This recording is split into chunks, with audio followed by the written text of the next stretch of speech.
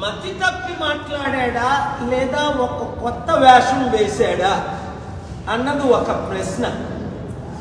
నిన్నేమన్నాడు? నేను రాజకీయాలకి దూరంగా ఉంటున్నాను, ఇంకా లైఫ్లో ఏ పార్టీలో ఉండను. మొన్నేమన్నాడు? ప్రజారాజ్యమే జనసేనగా ఆవిర్భవించింది. అటుకొన్నేమన్నాడు? నేను బ్రతికున్నంత వరకు రాజకీయ నాయకులు ఎందుకు కలుస్తున్నాను అంటే రాజకీయం చేయడానికి. ఈ మధ్యలో ఏమన్నాడు? మోదీని కలిసినప్పుడు. ఆ తర్వాత ఆ మధ్యలో ఏమన్నాడు? మీరు చూడండి, వీళ్ళు మాటలు వీళ్ళేంటంటే పిల్లు కళ్ళు మూసుకొని పాలు తాగితే ఎవరు చూడలేదు అనుకుంటారు, తక్కువని పడినంత వరకు. అలాగుంది చిరంజీవి పవన్ కళ్యాణ్ మాటలు. వాళ్ళకి అవసరమా రాజకీయం? ప్రజారాజ్యం పెట్టినప్పుడే 2008లో అన్నాను, ఇది కాంగ్రెస్ బి పార్టీ, ప్రజారాజ్యం కాంగ్రెస్ లో చేర్చేస్తారు, మనందరినీ మోసం చేస్తారు అన్నాను. కాపులు బీసీలు 90% నమ్మి ఆయనకి 18% ఓట్లు వేశారు. నమ్మని మూర్ఖులు వేశారు. 2011లో ప్రజారాజ్యం హోల్సేల్గా Pawan Kalyan youth president, Chiranjeevi president, Allu Aravind, ఈ నాగబాబు ప్యాకేజ్ స్టార్లు అందరూ కాంగ్రెస్ లో కలిసిపోయారు. అప్పుడు కాంగ్రెస్ అధికారంలో ఉంటే అప్పుడే నేనేం చెప్పాను, మరలా పవన్ కళ్యాణ్ పార్టీ పెట్టినప్పుడు పవన్ కళ్యాణ్ చిరంజీవి వీళ్ళంతా బీజేపీలో చేరుతారు, అధికారంలోకి వస్తే బీజేపీకి ప్యాకేజీలుగా అమ్మేస్తారు అన్నానా లేదా? ఒకసారి కాదు, 100 సార్లు కాదు, రోజు అంటున్నాను. ఏమైంది? మాయావతి కాళ్ళ మీద విశాఖపట్నంలో పవన్ కళ్యాణ్ పడినప్పుడే, మోదీని తిట్టినప్పుడే మా చంద్రబాబు నాయుడు గారు ఎలా నమ్మారో అది నాకు విచారం ఉంది.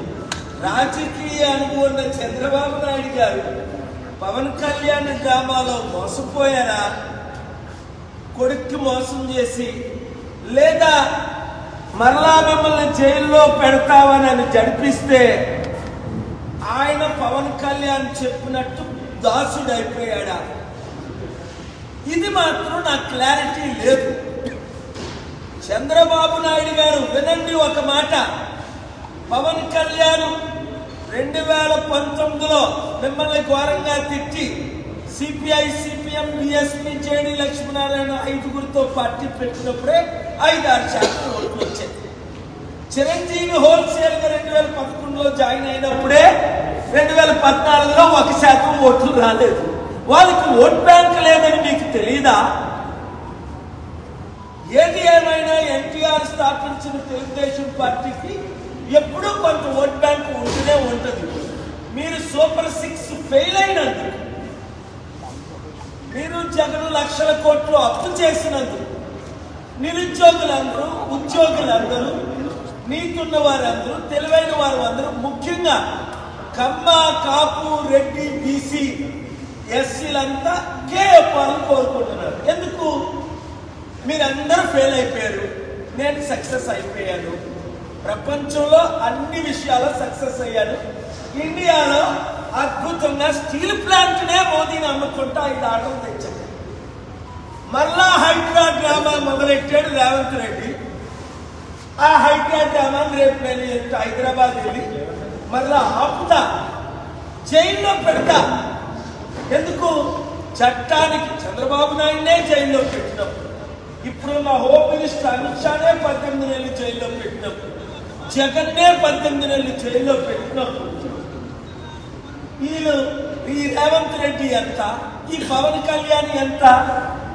చట్టానికి అందరూ లోబడవలసిందే. ఒకవేళ జడ్జిలు మేనేజ్ చేస్తామని కొంతమంది జడ్జిలు మేనేజ్ చేస్తున్నారు, కోర్టులు మేనేజ్ చేస్తున్నారు. నా దగ్గర రుజువులు ఉన్నాయి.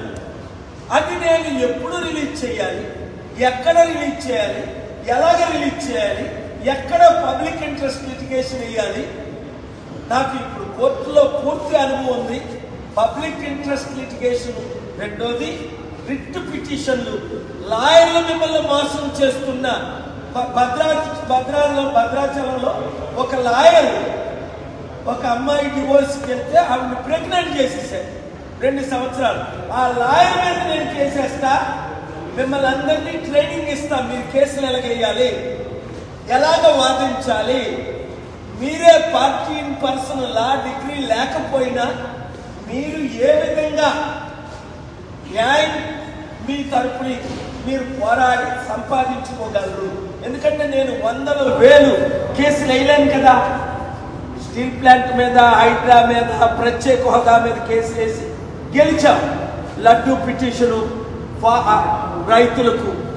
కనుక మీరేం చేయాలి అంటే చిరంజీవి డ్రామాని, పవన్ కళ్యాణ్ డ్రామాని సీరియస్గా తీసుకోకండి. వాళ్ళు రోజుకో మాట్లాడతారు, పూటకో మాట్లాడతారు. ఎందుకంటే చిరంజీవికేమో సెంట్రల్ మినిస్టర్ పోస్ట్ అడుగుతున్నాడు పవన్ కళ్యాణ్, నాగబాబుకేమో ఎంపీ అడిగాడు. ఇస్తే నేను ధర్నా చేస్తాను అనుభవిసరికి వెనక్కి తగ్గారు. అక్కడ మోదీ గవర్నమెంట్. ఇప్పుడు చిరంజీవికి మరలా సెంట్రల్ మినిస్టర్ పోస్ట్ ఇస్తే హోల్సేల్ గా దేశమంతా ఈరోజు పవన్ కళ్యాణ్ మరలా సనాతన ధర్మం మీద టూర్ మొదలు పెట్టాడు. పవన్ కళ్యాణ్,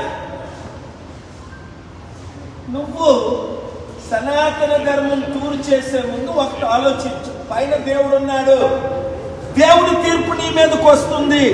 నీ భార్య ఇంట్లో ఏడుస్తుంది, ఆవిడ నువ్వు ఫోర్స్ చేసి రిలీజియస్ కన్వర్షన్ చేయించొద్దు. ఆవిడ క్రిస్టియన్, నువ్వు బాప్తిజం తీసుకున్నావు, నీ పిల్లలు క్రిస్టియన్. ఓకే, నేను ఎవరిని మతం మార్చను.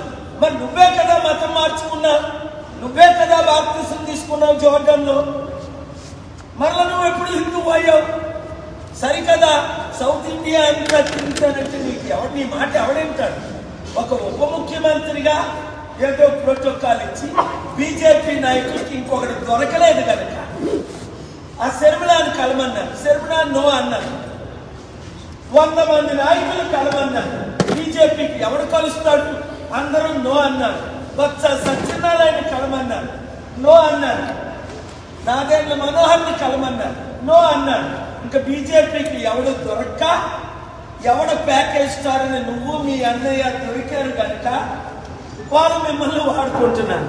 చంద్రబాబు నాయుడు గారు కొంచెమైనా తెలివితేటలుంటే అతి త్వరలో ఆయన మిమ్మల్ని వదిలి తిట్టేక ముందే కమ్మా లీడర్స్ అందరూ వినండి, మీరు తెలివైన ప్రపంచంలో 2 కులాలు మహా తెలివితేటలు దేవుడు ఎదిగించాడు. ఒకటి కమ్మా కమ్యూనిటీకి లక్షల మంది చౌదరీస్ ఉన్నారు అమెరికాలో, నేను ఎంతో హెల్ప్ చేశాను. 2 యూదులకు, ఇక్కడ కమ్మాస్ ఉన్నది 3%, కానీ 40 సంవత్సరాలు రాష్ట్రాన్ని దేశాన్ని నేర్పుతున్నారు. యూదులు ఉన్నది 2% ప్రపంచంలో. 235 సంవత్సరాలు అమెరికా నేర్పుతున్నారు.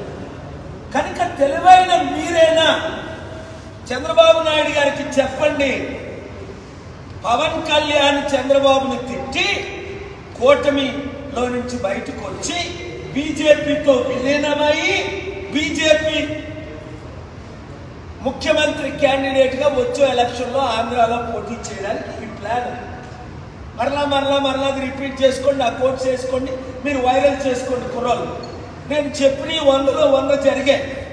అది జరగక ముందే 7569441275 2 తెలుగు రాష్ట్రాల్లో సర్పంచులు గ్రూపులు పెట్టండి, ఎమ్మెల్యేలు గ్రూపులు పెట్టండి, ఎడ్యుకేటెడ్ గ్రూపులు పెట్టండి. చెప్పినట్టు చేయండి మూర్ఖులారా. నేను చెప్పినట్టు చేస్తే మీ కుటుంబం బాగుపడుతుంది, మీ గ్రామం బాగుపడుతుంది, మీ పట్టణం బాగుపడుతుంది, మీరు బాగుపడతారు. లేదా సర్వనాశనం అయిపోతారు. ఇంకవలేదా? ఈ 2 తెలుగు రాష్ట్రాల్లో నిరుద్యోగులు సమస్య అన్ని కోట్ల మంది ఉంది. ఇప్పుడు 1,60,00,000 మంది 2 తెలుగు రాష్ట్రాలు నిరుద్యోగులు.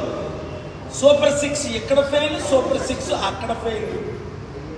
లక్షల కోట్లు అప్పు తీర్చలేని పరిస్థితి, వడ్డీ కట్టలేని పరిస్థితి. ముందే చెప్పాను, చంద్రబాబు నాయుడు గారు చేతులు ఎత్తేస్తారు. రేవంత్ రెడ్డి అయితే మోసగాడు, ఆయన మోసంతోనే మెగా కృష్ణారెడ్డికి 15,000 కోట్లు డీల్ ఇచ్చాడు. చంద్రబాబు నాయుడు గారు 10,000 కోట్లు డీల్ ఇచ్చాడు. ఇప్పుడు 80,000 కోట్లు డీల్ ఇవ్వడానికి ఈ దొంగలు. Please subscribe Dot News.